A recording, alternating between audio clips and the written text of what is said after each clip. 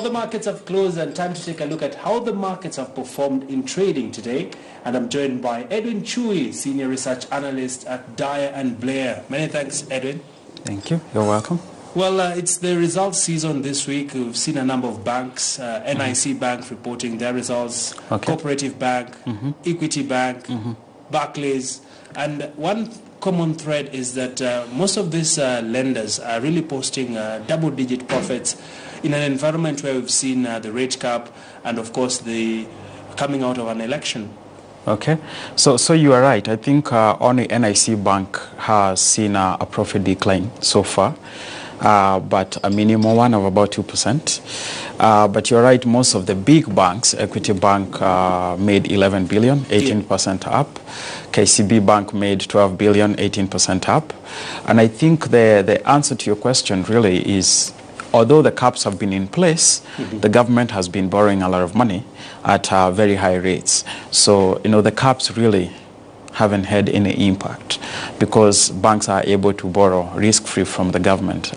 Government is able to borrow from banks risk-free, and banks are able to make a lot of money from that. All right. And Edwin, something quite peculiar. We're seeing the NSE 20 share index. It's still not edging upwards as we saw some time early in January. Right now, we're seeing the NSE 20 share index is at 3,000 and actually 3,305, down by 0.8%.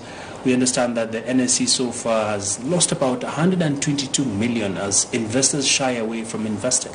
So the banks have gone up, and companies like Safaricom have gone up, but there are a number of mid-cap companies that have not really done well.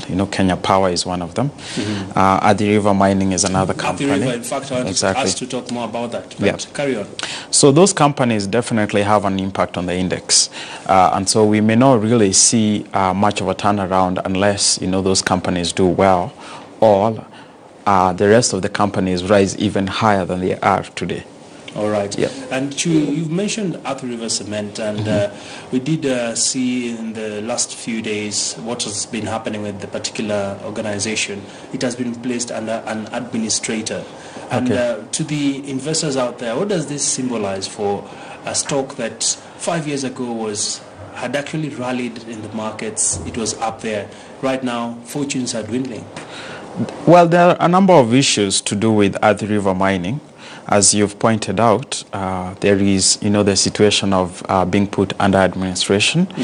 But, as far as investors are concerned, I think this was unexpected because actually, if you look at it week on week, Athi River is actually a top gainer because investors were seeing positive news. There was an expectation that the company is going to be turned around. And then on Saturday, we saw, this announcement in the newspapers. And so I think I have to say that maybe there is a sense of a gap between the Insolvency Act and the Capital Markets Act. And I think there is a question of who really is the ultimate authority if you're going to place a listed entity under administration. But beyond that, yes, there have been financial problems at the River Mining, and there has been management and corporate governance problems as well. All right. Yep. So are they likely to come out of this and bounce back? It's a wait and see. It's a wait and see because I do not know of any other situation where, placement of a company under administration was changed, a week later. It's a wait and see. Right. And I think there is also the question of, are they going to be able to recapitalize the business, to be able to pay off their obligations, and then to be able maybe to proceed as a going concern? That's also wait and see. All right. Yep. Of course, they did get a new chairman, Linus Gitahi, who was appointed to chair the board. And let's talk about the top losers. I'm seeing Britam Holdings. The stock is down 6.69%. We also know that Britam is on the verge of releasing their results as well. Yes. So Britam is on the verge of releasing their results. Actually, I suppose that by the time our interview airs, the results will have been out. I can't really speak into why people are speculating on results being bad because we know that the fundamentals have been improving, so the results should show an improvement.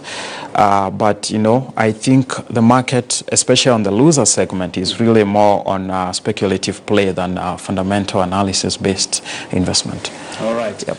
And just before we take a question on the street this week, Edwin, I'm seeing housing finance, and as you had earlier, the housing finance CEO is quite bullish, saying that the stock is likely to perform well this year, mainly anchored on the Big Four agenda, where housing is one of the key pillars. And the stock is actually is one of the top movers this week. It's moved 759,000. And of course, they're also trying to go to the digital business side of things. How is the business positioned for the next quarter? I think the question on the focus on Big Four agenda is probably the one positive that the company can actually highlight, because any other area as a bank, they actually have, you know, a lot of competition, and there's so much they would have to do to actually differentiate themselves. You know, going into the digital space, you know, we already have key players who've gone into the digital space and done well. So, but the housing agenda, the Big Four agenda, I think that's a big opportunity for housing finance. All right, yep. Spot on analysis. Well, many thanks, Chewy, for that top-notch analysis. Well, it's time for us to take a look at Markets 101 for this week.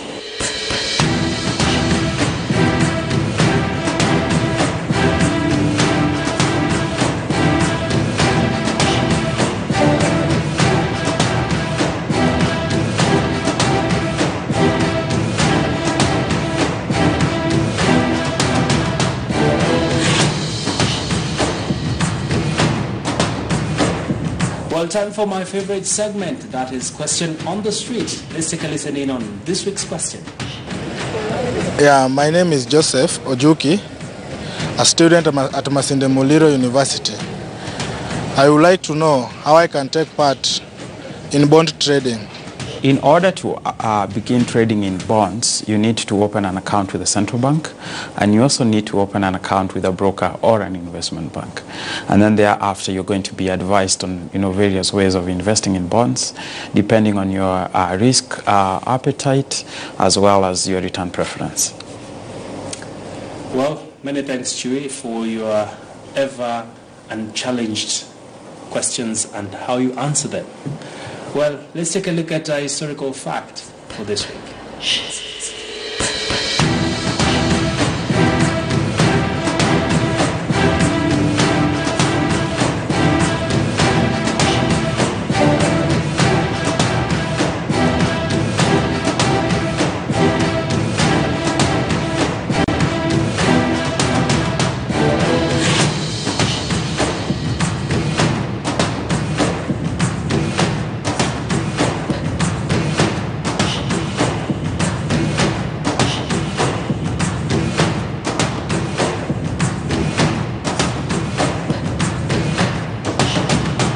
Whatever has a beginning has to come to an end. Many thanks for your valid company.